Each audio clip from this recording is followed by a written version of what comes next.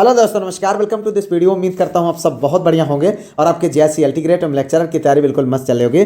तो साथियों, आप जानते हैं मैं आपके जनरल स्टडीज़ का अध्ययन करा रहा हूं। जनरल स्टडीज़ में अभी तक हम लोग उत्तर प्रदेश लोक सेवा आयोग के प्रीवियस ईयर क्वेश्चन को सॉल्व कर रहे थे, जो आपके एग्जाम के दृष्टिकोण से इंपॉर्टेंट थे और जितना आप लोगों के लिए आवश्यक था उसको हम लोगों ने सॉल्व करा लिया। उसकी प्लेलिस्ट बनी हुई है चैनल पर और उसका पीडीएफ ग्रुप में सारे पीडीएफ्स भेजे जा चुके हैं। ठीक है, तो आप वहां से जाकर के पीडीएफ से रिवीजन कर सकते हैं, प्रैक्टिस कर सकते हैं, वीडियोज को देख सकते हैं। अब आगे का हमारा ये प्लान है कि जो क्वेश्चन हम लोगों ने सॉल्व किया है, लगभग 3000 से ज़्यादा क्वेश्चन सॉल्व किए जा चुके हैं। ठीक है, और उससे संबंधित इंपॉर्टेंट फैक्ट डाटा, तो अब उनको हम रिवीजन करेंगे। जी हाँ, इसके साथ साथ और ऐसे कुछ इंपॉर्टेंट फैक्ट है, इंपॉर्टेंट डाटा है जो आपके एग्जाम के दृष्टिकोण से इंपॉर्टेंट है, लेकिन प्रीवियस ईयर में हम लोग को अभी शामिल नहीं कर पाए थे, तो उनको आगे जो है शामिल करेंगे और उनका हम प्रैक्टिस करेंगे। ठीक है, अब आज के डेट में आपके जो 6 और 7 दिसंबर को जेएससी अल्टीग्रेड के 4 विषयों के पेपर हुए थे, हिंदी, संस्कृत, गणित और विज्ञान के, तो उनके जो सामान्य अध्ययन के क्वेश्चन हैं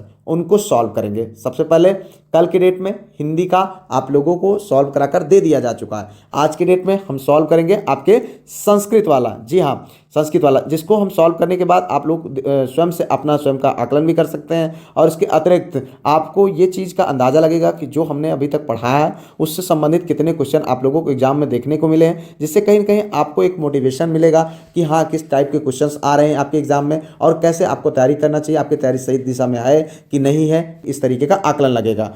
आइए वीडियो को शुरू करते हैं, लेते हैं पहला क्वेश्चन भैया, जैन कल्प सूत्र के लेखक। जी हाँ, कौन है? भद्रबाहु, बुद्ध घोष, कात्यायन, नागसेन। तो आपको बताना सही विकल्प। सही विकल्प है भैया पहला, यानी भद्रबाहु। ये क्वेश्चन आप लोगों का सॉल्व कराया जा चुका है। ठीक है, आपके प्रीवियस ईयर क्वेश्चन जब हम सॉल्व करा रहे थे उसमें देखें, जैन धर्म के प्रमुख ग्रंथ कल्पसूत्र की रचना आचार्य भद्रबाहु ने की थी। भद्रबाहु चंद्रगुप्त मौर्य के समकालीन और उनके आध्यात्मिक गुरु थे, जो दिगंबर और श्वेतांबर दोनों संप्रदायों द्वारा सम्मानित हैं। कल्पसूत्र मुख्य रूप से संस्कृत और प्राकृत भाषा में लिखा गया है और इसमें जैन तीर्थंकरों, विशेष रूप से पार्श्वनाथ और महावीर स्वामी की जीवनियों का विस्तृत वर्णन मिलता है। यह ग्रंथ श्वेतांबर और जैन संप्रदाय के लिए अत्यंत पवित्र माना जाता है।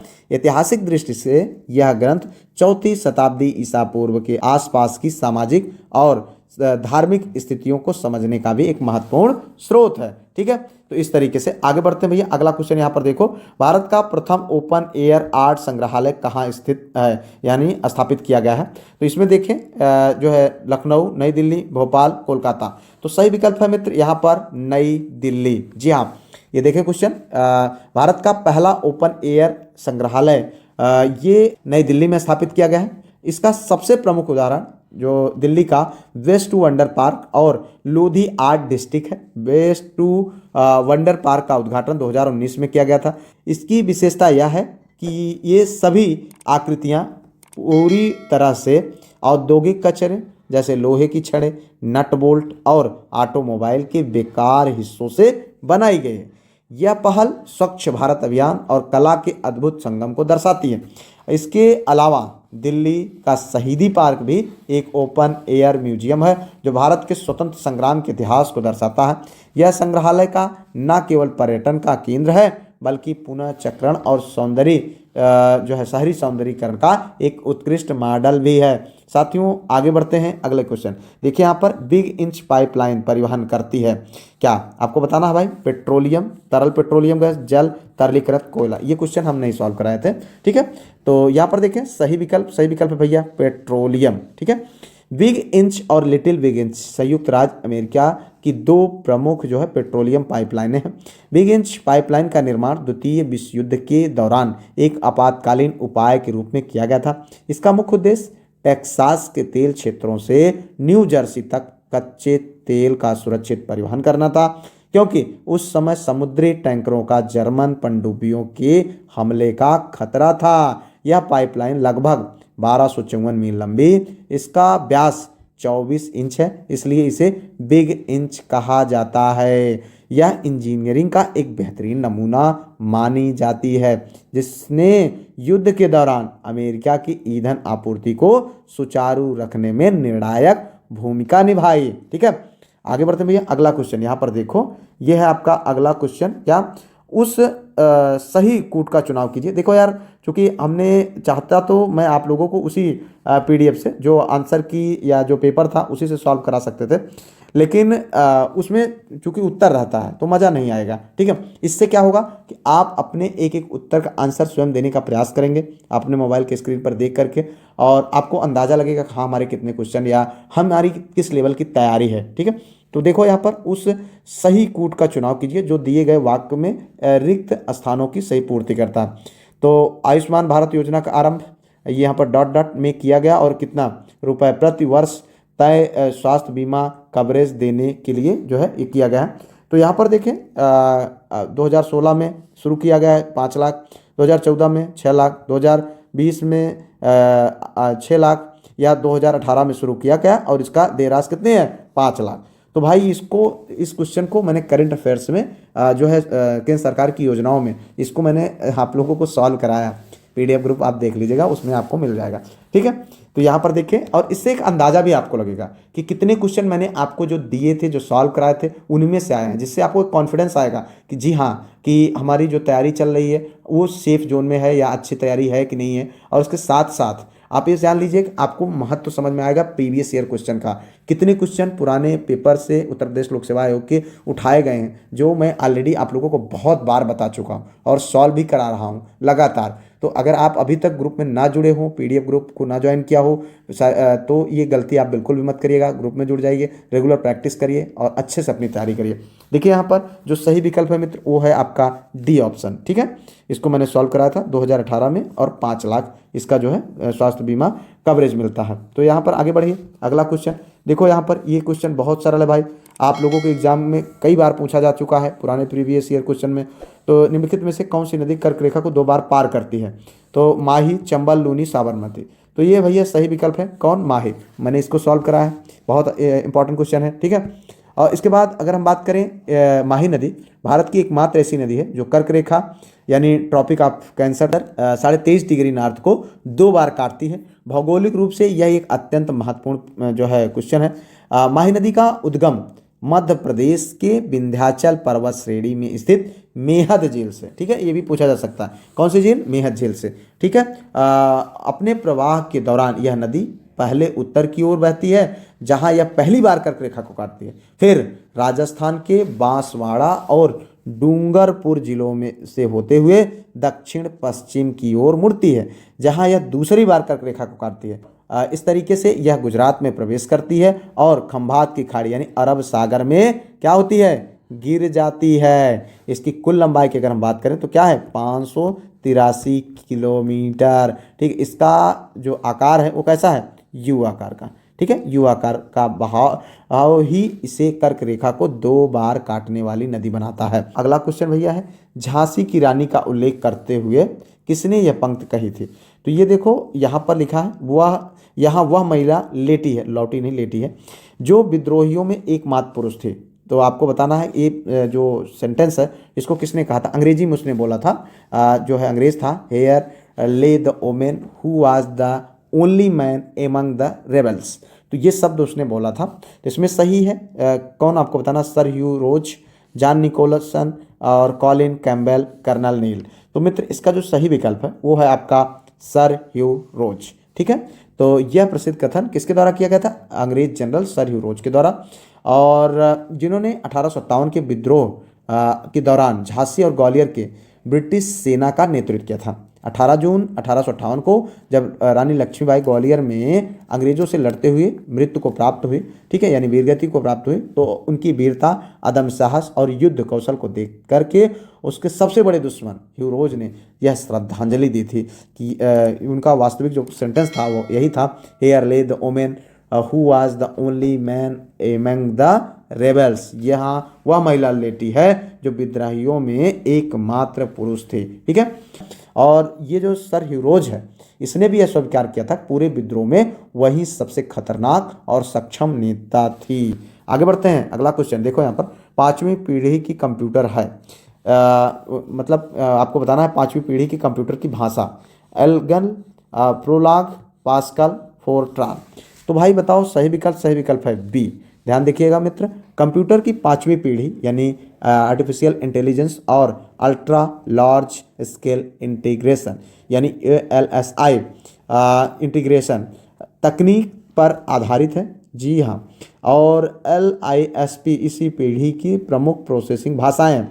प्रोलांग का विकास 1972 में हुआ था, ठीक है, और इसका उपयोग मुख्य रूप से लॉजिक प्रोग्रामिंग, एक्सपर्ट सिस्टम और नेचुरल लैंग्वेज प्रोसेसिंग में किया जाता है, जो AI के प्रमुख घटक। मैंने इस क्वेश्चन को प्रैक्टिस कराते दौरान जो आप लोगों के लिए जो कंप्यूटर के मैंने टॉपिक शामिल किए थे उनमें इस क्वेश्चन को सॉल्व कराया गया था। आगे बढ़ते लेते हैं अगला क्वेश्चन। यहाँ पर देखो ICAR, ठीक है, नई दिल्ली द्वारा धान के भूसे या पराली के स्वास्थ्य त्वरित अपघटन के लिए विकसित 7 कवकों के मिश्रण से युक्त सूक्ष्मजीवी स्प्रे का नाम क्या है? आपको बताना भाई, ये क्वेश्चन हमने नहीं सॉल्व कराया था। देखो यहाँ पर पूसा कंपोस्टर, पूसा डिस्कम्पोजर, एग्री डिस्कम्पोजर, पूसा बायोग्रेन्यूल। तो आपको बताना भैया सही विकल्प है आपका बी यानी पूसा डिस्कम्पोजर। जी हाँ, भारतीय कृषि अनुसंधान संस्थान IARI, जिसे पूसा संस्थान भी कहा जाता है, उसने जो है पराली जलाने की समस्या से निपटने के लिए पूसा डिस्कम्पोजर विकसित किया। यह 7 प्रकार के कवकों यानी फंजाई का एक बायो एंजाइम मिश्रण है जो धान के कड़े भूसे को बहुत तेजी से गला देता है। यह कैप्सूल के रूप में आता है जिसे गुड़ और बेसन के घोल में मिलाकर एक तरल स्प्रे तैयार किया जाता है। खेतों में छिड़काव करने पर यह 20 से 25 दिनों के भीतर पराली को खाद में बदल देता है। इससे न केवल वायु प्रदूषण कम होता है बल्कि मिट्टी की उर्वरकता और कार्बन तत्व में भी वृद्धि होती है, जो अगली फसल गेहूं के लिए बहुत लाभदायक है। ठीक है, आगे बढ़ते भैया अगला क्वेश्चन यहाँ पर देखो, ये है भैया निम्नलिखित में से कौन सा बादल भूतल की सतह से सबसे ऊंचाई पर पाया जाता है? बात हो रही क्या, निम्नलिखित में से कौन सा बादल भूतल की सतह से सबसे ऊंचाई पर पाया जाता है? स्तरीय बादल, वर्षीय बादल, कपासी बादल, पक्षाभ बादल। भाई बताओ सही विकल्प है आपका डी। ठीक है, ये भी हमने नहीं सॉल्व कराया था। पक्षाभ बादल, आप जानते हैं कि अपेक्षाकृत आपके जो संस्कृत और विज्ञान के क्वेश्चन जो है थोड़ा सा मतलब टफ थे, यह कह सकते हैं। बादलों के वर्गीकरण में अगर हम बात करें तो पक्षाभ बादल वायुमंडल में सबसे अधिक ऊंचाई पर पाए जाते हैं। इतनी अधिक ऊंचाई पर तापमान हिमांक से बहुत नीचे होता है, इसलिए ये बादल जल की बूंदों से नहीं बल्कि बर्फ के छोटे छोटे रवों से बने होते हैं। ये देखने में सफ़ेद, रेशेदार और पंख के समान कोमल दिखाई देते हैं। ये बादल आमतौर पर साफ मौसम का संकेत देते हैं, लेकिन कभी कभी चक्रवात आने से पहले भी आकाश में दिखाई देते हैं। इसकी तुलना में कपासी और स्तरीय बादल मध्यम या निम्न ऊंचाई पर बनते हैं और घने होते हैं। ठीक है, आगे बढ़ते हैं अगला क्वेश्चन। यहाँ पर देखो, सूची 1 को सूची 2 से सुमेलित कीजिए और सूचियों में दिए गए कूट से सही उत्तर आपको चयन करना है। सूची 1 ये है पूर्व नाम और सूची 2 बदले नाम। पोर्ट ब्लेयर, विजयपुरम, इस तरीके से ये है नाम और बदले नाम है।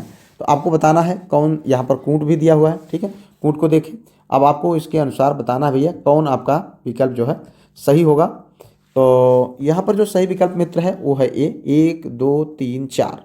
ठीक है, तो अंडमान और निकोबार द्वीप समूह के बदले नामों से संबंधित है जो ये क्वेश्चन है। इसमें अगर हम बात करें जो है, तो जो पोर्ट ब्लेयर का नाम केंद्र सरकार ने राजधानी पोर्ट ब्लेयर का नाम बदलकर श्री विजयपुरम कर दिया है। क्या कर दिया है? श्री विजयपुरम, यानी यही सही है। ठीक है, ताकि औपनिवेशिक छाप को हटाकर चोल साम्राज्य की नौ सैनिक विजयों को सम्मान दिया जा सके। ठीक है, इससे पहले 2018 में नेताजी सुभाष चंद्र बोस द्वारा 1943 में यहाँ तिरंगा फहराने की 75वीं वर्षगांठ पर 3 द्वीपों के नाम बदले गए थे। राष्ट्रद्वीप, अगर राष्ट्रद्वीप की हम बात करें तो उसका क्या नाम रखा गया था? नेता सुभाष चंद्र बोस द्वीप। ठीक है, अगर हम बात करें नील द्वीप, इसका नाम क्या रखा गया था? शहीद द्वीप। और हेवलॉक द्वीप का नाम रख करके स्वराज द्वीप रखा गया था। यानी चारों ये सही सुमेलित हैं। ठीक है, इस तरीके से। तो आगे बढ़ते भैया अगला क्वेश्चन यहाँ पर, भारत की पहली हाइड्रोजन संचालित ट्रेन किस रूट पर चलेगी? तो लखनऊ कानपुर, जिंद सोनीपत, चंडीगढ़ अम्बाला और दिल्ली गुरुग्राम। तो बताना भाई सही विकल्प है बी, जींद सोनीपत। ठीक है। भारतीय रेलवे अपनी हाइड्रोजन फॉर हेरिटेज पहल के तहत देश की पहली हाइड्रोजन ट्रेन चलाने की तैयारी कर रहा है। इसका पहला प्रोटोटाइप हरियाणा के जिंद, कहाँ पर, हरियाणा के जिंद सोनीपत मार्ग पर चलाया जाएगा, जिसकी दूरी लगभग 89 किलोमीटर है। हाइड्रोजन ट्रेनें डीजल इंजन की तुलना में पर्यावरण के अनुकूल होती हैं, क्योंकि ये हाइड्रोजन ईंधन सेल का उपयोग करती हैं, जो कि ऑक्सीजन के साथ प्रक्रिया करके बिजली पैदा करता है और एग्जॉस्ट के रूप में यानी निकास के रूप में केवल भाप या पानी छोड़ता है। यह भारत के नेट जीरो कार्बन एमिशन 2070 तक की जो लक्ष्य रखा गया है, लक्ष्य की दिशा में एक बड़ा कदम है। आगे बढ़ते हैं भैया, अगला क्वेश्चन यहाँ पर देखो, ये है एक आदमी के पास निश्चित संख्या में मुर्गी और बकरियां हैं। उस सिरों की संख्या 30 है, यदि उनके पैरों की कुल संख्या 84 है, तो मुर्गियों और बकरियों की संख्या के बीच का अनुपात आपको बताना है। देखो इसको जोड़ना घटाना पड़ेगा, अगर आपको आता है तो भैया ठीक है, अन्यथा आप स्किप कर दीजिए। यहाँ पर देखें सही विकल्प यही है 3.2, यही इसका सही अनुपात है। आगे बढ़ते हैं, लेते हैं अगला क्वेश्चन। किस विद्वान ने नीति निर्देशक सिद्धांतों के आधारभूत सिद्धांतों में से एक को फेबियन समाजवाद बिना समाजवाद के कहा था? Sardar Patel, Ramsay Muirs, Rajagopalachari, Ivor Jenning. देखिए यहाँ पर ये क्वेश्चन आप लोगों ने सॉल्व किया है। ठीक है, आइवर जेनिंग ने ये सेंटेंस कहा है। संविधान के भाग 4 में वर्णित राज्य के नीति निर्देशक तत्वों की आलोचना करते हुए प्रसिद्ध ब्रिटिश वकील और शिक्षाविद सर आइवर जेनिंग ने यह कथन कहा था। उनका मानना था कि ये सिद्धांत 19वीं सदी के इंग्लैंड के फेबियन समाजवाद की याद दिलाते हैं, जो धीरे धीरे सुधार में विश्वास रखता था, लेकिन भारत के संविधान में इसे लागू करने के लिए कोई कानूनी बाध्यता नहीं दी गई थी, इसलिए यह बिना समाजवाद के समाजवाद जैसा है। उन्होंने तर्क दिया कि ये तत्व केवल पवित्र आकांक्षाएं हैं, जिनका कोई वैधानिक बल नहीं है। हालांकि भारतीय परिप्रेक्ष्य में डॉक्टर अंबेडकर ने इन्हें संविधान की अनोखी विशेषता और लोक कल्याणकारी राज्य की नींव माना था। ठीक है, आगे बढ़ते रहते हैं। अगला क्वेश्चन यहाँ पर देखो, गिग इकोनॉमी के संदर्भ में निम्नलिखित कथनों पर विचार कीजिए। यह सेवा करने वालों और सेवा प्रदाताओं दोनों के लिए नियोक्ता कर्मचारी संबंधों में लचीलेपन की अनुमति देती है। दूसरा विकल्प है यह ऊपरी लागतों को बढ़ाती है। ठीक है, तो यहाँ पर देखिए केवल दो, एक और दो दोनों, ना तो एक ना ही दो, केवल एक। तो देखो यहाँ पर जो सही विकल्प होगा वो आपका है भैया डी, केवल एक। ठीक है, यह सेवा करने वालों और सेवा प्रदाताओं दोनों के लिए नियोक्ता कर्मचारी संबंधों में लचीलेपन की अनुमति देता है। कौन? Gig economy. तो भाई ये इसको हम लोगों ने नहीं सॉल्व किया था, शायद मुझे याद नहीं है। गिग इकोनॉमी एक मुक्त बाजार प्रणाली है। ठीक है, जहां संगठन अस्थायी कर्मचारियों को रखने के बजाय फ्रीलांसरों एवं स्वतंत्र ठेकेदारों के साथ अकाल्पनिक अनुबंध करते हैं, जैसे उबर, जोमेटो, स्विगी, ये सब। अगर हम बात करें फर्स्ट सेंटेंस की, तो यह मॉडल काम करने वालों को अपने घंटे चुनने की आज़ादी देता है और कंपनियों को भी मांग के अनुसार कर्मचारियों की संख्या घटाने बढ़ाने का लचीलापन यानी फ्लेक्सिबिलिटी देता है। यह पारंपरिक नियोक्ता कर्मचारी संबंध नहीं होता है। ठीक है, कथन 2 जो है गलत है। आगे बढ़ते हैं भैया, अगला क्वेश्चन, एग्रोएस्ट्रोलॉजी का संबंध किसके अध्ययन से है? तो यहाँ पर देखो एग्रोएस्ट्रोलॉजी का संबंध किसके अध्ययन से है? घासों और सब्जियों, फूलों, फलों। भाई देखो यहाँ पर जो सही विकल्प है वो है आपका ए, किससे? घासों। ठीक है, एग्रोएस्ट्रोलॉजी वनस्पति विज्ञान की वह शाखा है जो ग्रासेस यानी घासों के वैज्ञानिक अध्ययन, उनके वर्गीकरण और प्रबंधन से संबंधित है। अगर हम बात करें शब्द एग्रोस्टिक ग्रीक भाषा से लिया गया है, जिसका अर्थ घास होता है। यह विषय कृषि और पशुपालन के लिए अत्यंत महत्वपूर्ण है, क्योंकि यह चारे की फसलों, लॉन प्रबंधन और पारिस्थितिक तंत्र में घास की भूमिका को समझने में मदद करते हैं। अगर हम बात करें अन्य जैसे फल, ये सब्जियों को क्या बोला जाता है? ओलेरीकल्चर। क्या बोला जाए? ओलेरीकल्चर। अगर पुष्पों की अध्ययन की हम बात करें तो इसको हम कहेंगे फ्लोरिकल्चर या एंथोलॉजी। ठीक है, और बात करें हम फलों का अध्ययन तो इसे पोमोलॉजी कहते हैं। तो इस तरीके से यहाँ पर आपने 4 क्वेश्चन देखा। आगे बढ़ते हैं, लेते हैं अगला क्वेश्चन। यहाँ पर देखें, कौन सा रसायन दार्शनिक के ऊन के नाम से जाना जाता है? ठीक है, तो यहाँ पर आपको बताना है भाई कौन सा रसायन दार्शनिक के ऊन के नाम से जाना जाता है। तो zinc sulphide, ferric oxide, zinc oxide, zinc sulphur. तो भाई बताओ सही विकल्प। सही विकल्प है यहाँ पर क्या? सी। ठीक है, जिंक ऑक्साइड। क्या है? Zinc oxide. जिंक ऑक्साइड को मध्ययुगीन कीमियागारों द्वारा दार्शनिक का ऊन यानी फिलोसफर्स ऊल या लाना फिलास्फिका कहा जाता है। इसका कारण यह है कि यह जब जिंक धातु को हवा में जलाया जाता है तो यह सफ़ेद धुएं के साथ जलती है और एक सफ़ेद रुई जैसा अवशेष छोड़ती है जो जिंक ऑक्साइड होता है। यह यौगिक उभयधर्मी होता है यानी यह अम्ल और क्षार दोनों के साथ अपक्रिया कर सकता है। ठीक है, वर्तमान में इसका उपयोग सनस्क्रीन लोशन, पेंट, रबर उद्योग और औषधीय मलहम बनाने में किया जाता है। आगे बढ़ते रहते हैं, अगला क्वेश्चन यहाँ पर देखो, निम्नलिखित में से कौन सा देश भारत के साथ सर्वाधिक लंबी अंतर्राष्ट्रीय सीमा जो है लंबी अंतर्राष्ट्रीय सीमा साझा करता है? तो बांग्लादेश, पाकिस्तान, म्यांमार और चीन। भाई बताओ सही विकल्प। सही विकल्प आपका क्या होगा? तो सबसे ज़्यादा सीमा कौन साझा करता है?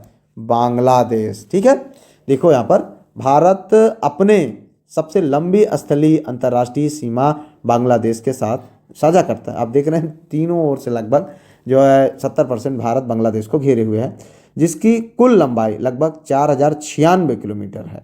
यह सीमा भारत के 5 राज्यों पश्चिम बंगाल, ठीक है, असम, मेघालय, त्रिपुरा, मिजोरम को स्पर्श करती है। इसके बाद दूसरे स्थान पर चीन आता है और तीसरे स्थान पर पाकिस्तान आता है। सबसे छोटी सीमा की अगर हम बात करें तो ये 106 किलोमीटर की है जो कि पीओ के क्षेत्र में है अफगानिस्तान के साथ। और इसको अगर हम याद करने की बात करें तो बचपन में MBA, बचपन बा से बांग्लादेश, चा से चीन, पा से पाकिस्तान, ना से नेपाल, ये 4 हो गए। उसके बाद MBA में अगर हम बात करें तो म्यांमार, भूटान और अफगानिस्तान। आगे बढ़ते लेते हैं, अगला क्वेश्चन यहाँ पर देखें। 4 अभाज्य संख्याएं आरोही क्रम में व्यवस्थित हैं। प्रथम 3 संख्याओं का गुणनफल 255 और अंतिम 3 संख्याओं का गुणनफल 955 है।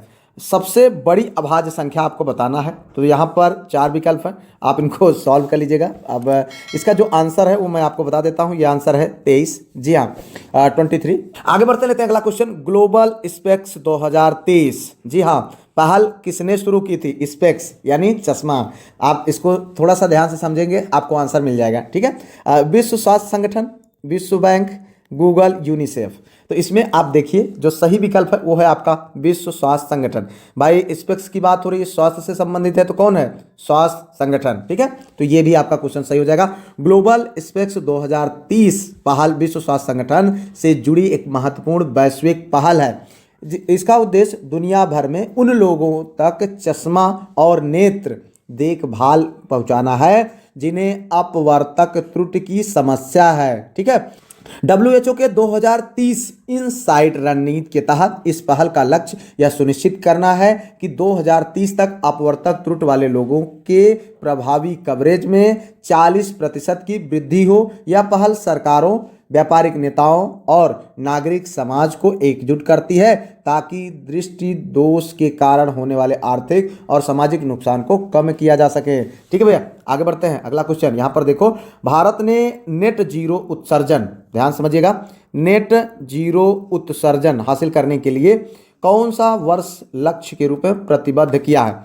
2070, 2050, 2090, 2030। तो आपको बताना भाई, ये हमने करंट अफेयर्स में जो है ये क्वेश्चन को सॉल्व कराया हुआ है, आप वहां पर जाकर देख सकते हैं। तो इसका जो आंसर है 2070। ठीक है, लक्ष्य निर्धारण में ये क्वेश्चन आपको बताया गया है। ग्लासगो में आयोजित COP 26 शिखर सम्मेलन 2021 में प्रधानमंत्री नरेंद्र मोदी ने भारत की जलवायु कार्रवाई के लिए 5 अमृत तत्वों यानी पंचामृत की घोषणा की है। ठीक है, इसको भी आप जाने रहिएगा।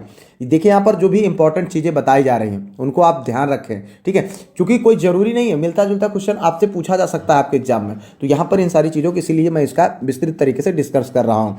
इसमें सबसे महत्वपूर्ण लक्ष्य यह था कि भारत वर्ष 2070 तक नेट जीरो कार्बन उत्सर्जन का लक्ष्य हासिल कर लेगा। नेट जीरो का अर्थ है देश जितना ग्रीन हाउस गैस उत्सर्जन करेगा उतना ही उसे सोखने यानी एब्जॉर्प्शन करने की व्यवस्था भी करेगा। जैसे वनीकरण द्वारा, ठीक है, किसके द्वारा, वनीकरण के द्वारा वन ज़्यादा से ज़्यादा लगाए जाएंगे ताकि पर्यावरण पर शुद्ध प्रभाव शून्य हो, ठीक है, जो इस पर प्रभाव है वो ज़्यादा ना पड़े। अन्य विकसित देशों जैसे अमेरिका और यूरोपीय संघ ने यह लक्ष्य 2050 तक रखा है, लेकिन भारत का विकासात्मक आवश्यकताओं को देखते हुए 2070 का लक्ष्य यथार्थवादी रखा गया है। आगे बढ़ते लेते हैं अगला क्वेश्चन। नायर सर्विस सोसाइटी की स्थापना किसके द्वारा की गई थी? M Padmanabha Pillai, doctor M Madhavan, K Ramakrishna Pillai, चंद्र मेनन, ठीक है।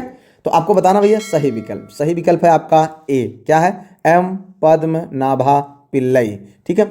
नायर सर्विस सोसाइटी NSS की स्थापना मन्नत पद्मनाभन द्वारा 31 अक्टूबर 1914 को केरल में की गई थी।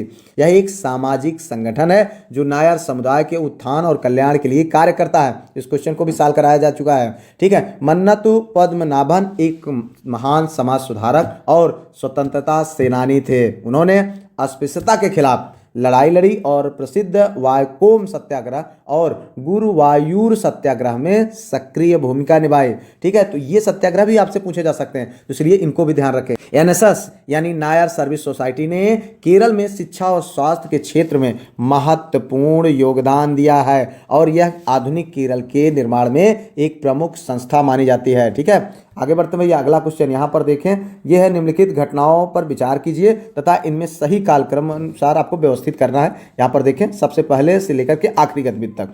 तो यहाँ पर देखें नीचे जो है ये आपके चारों जो है सवाल दिए हुए हैं और कूट दिए हैं उसी के हिसाब से। संघराज क्षेत्र के रूप में दादरा और नागर हवेली, ठीक है।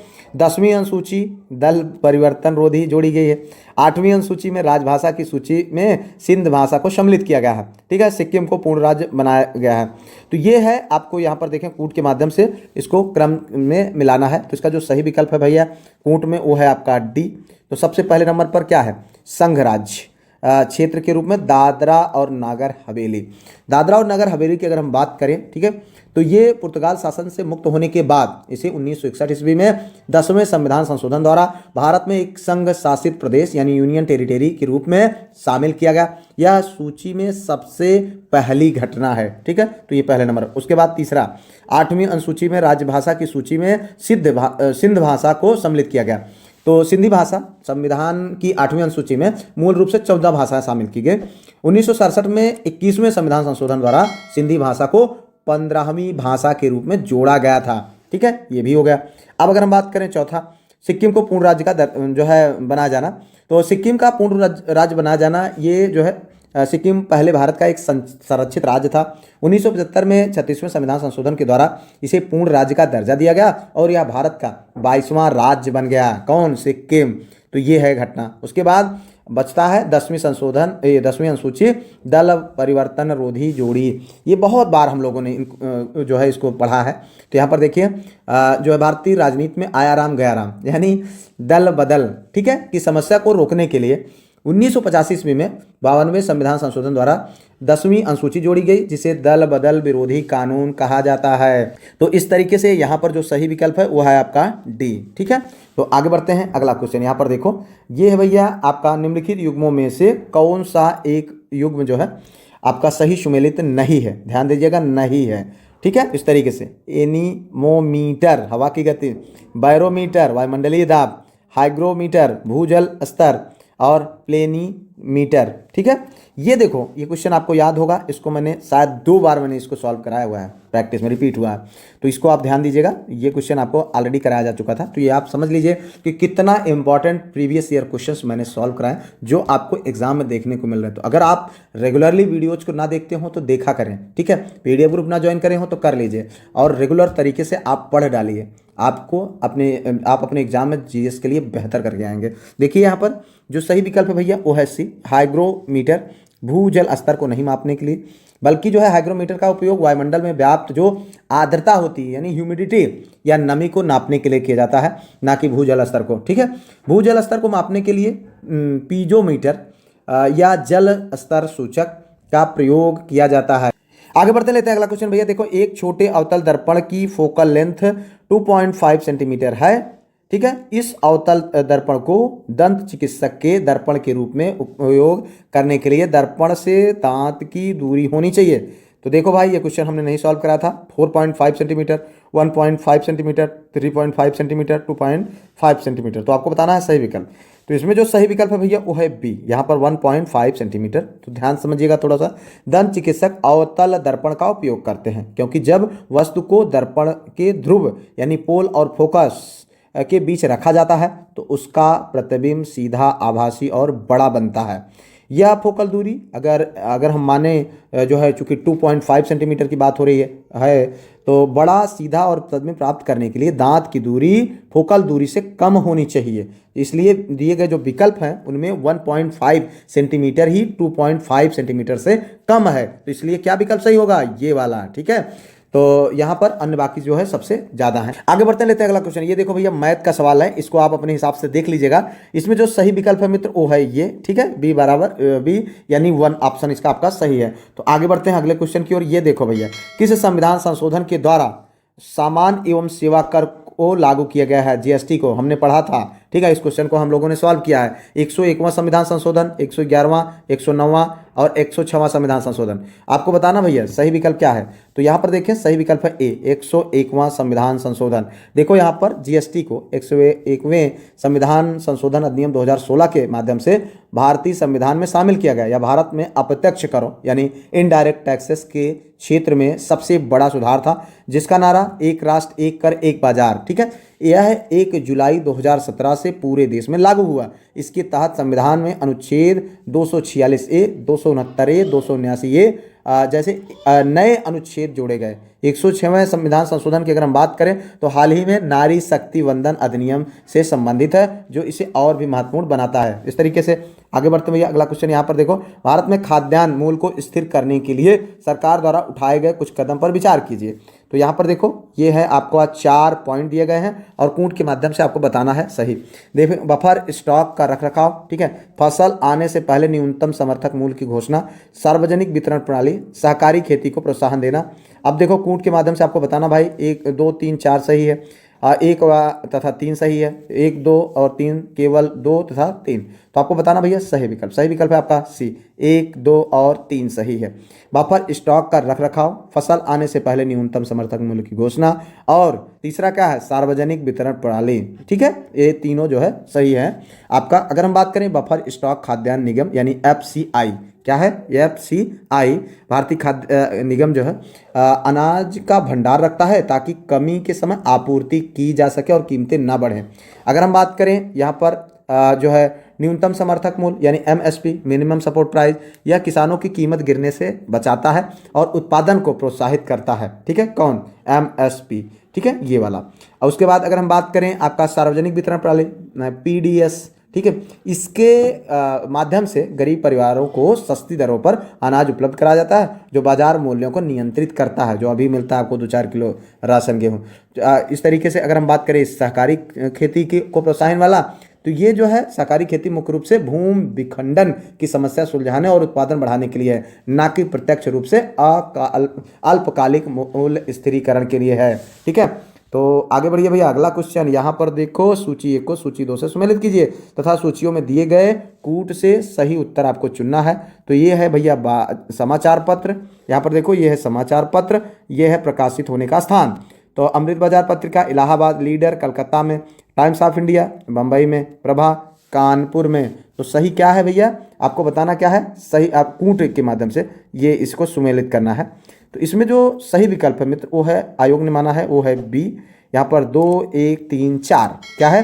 2 1 3 4। तो इस तरीके से अगर हम बात करें तो अमृत बाजार पत्रिका कहाँ भैया? कलकत्ता में, ठीक है। इसकी शुरुआत शिशिर कुमार घोष और मोतीलाल घोष ने 1868 ईस्वी में कलकत्ता में की थी। यह अखबार अपने एक साहसिक कदम के लिए प्रसिद्ध है। जब अंग्रेजों ने 1878 में वर्नाकुलर प्रेस एक्ट यानी देसी भाषा प्रेस अधिनियम लागू किया था, तो उससे बचने के लिए यह रातों रात बंगाली से अंग्रेजी भाषा में बदल गया था, ठीक है। उसके बाद अगर हम बात करें अगला जो है, तो अगला आपका हो जाएगा लीडर, कहाँ पर? इलाहाबाद, ठीक है। लीडर यह अंग्रेजी भाषा का एक प्रभावशाली उदारवादी समाचार पत्र था जिसका प्रकाशन इलाहाबाद से होता है, यानी जो वर्तमान में प्रयागराज के नाम से जाना। इसके संस्थापक और संपादक महामना मदन मोहन मालवीय साहब थे। यह संयुक्त प्रांत यानी यूपी की राजनीति का मुख्य स्वर था। कौन? लीडर। तो अगर हम बात करें उसके बाद ये देखो, ये है आपका टाइम्स ऑफ इंडिया। तो टाइम्स ऑफ इंडिया जो है कहाँ होता था? इसका प्रकाशन बम्बई में होता था और जो है प्रभा का कानपुर में। टाइम्स ऑफ इंडिया की अगर हम बात करें तो इसकी स्थापना 1838 ईस्वी में बम्बई में हुआ था। यह भारत के सबसे पुराने और प्रमुख अंग्रेजी अखबारों में से एक था। शुरुआत में इसका नाम द बॉम्बे टाइम्स था, ठीक है, और बाद में ये जो है इसका नाम बदल दिया गया टाइम्स ऑफ इंडिया के नाम से, ठीक है। इस तरीके से अगर हम अगला बात करें प्रभा का, तो प्रभा जो संपादन होता था, यह एक प्रसिद्ध हिंदी साहित्यिक पत्रिका थी। इसका संपादन कानपुर से होता था, प्रकाशन कहाँ से? कानपुर से होता। यहाँ जो है जहाँ पर गणेश शंकर विद्यार्थी जैसे महान स्वतंत्रता सेनानी सक्रिय थे। माखनलाल चतुर्वेदी और बालकृष्ण शर्मा नवीन भी इसके संपादन से जुड़े हुए थे। इस तरीके से यहाँ पर क्वेश्चन मिलता है आपको। देखो यहाँ पर अगला क्वेश्चन, जो क्वेश्चन आपको हमने सॉल्व कराया, कौन सा अफ्रीकी देश भारत के एकीकृत भुगतान इंटरफेस यानी यूपीआई को अपनाने वाला पहला देश बना? घाना, नाइजीरिया, नामीबिया और केन्या। तो ये देखो, ये क्वेश्चन सॉल्व कराया जा चुका है। तो यहाँ पर इसका सही विकल्प है सी, नामीबिया, ठीक है। नामीबिया भारत की यूनिफाइड पेमेंट्स इंटरफेस यूपीआई तकनीक को अपनाने वाला पहला अफ्रीकी देश बन गया।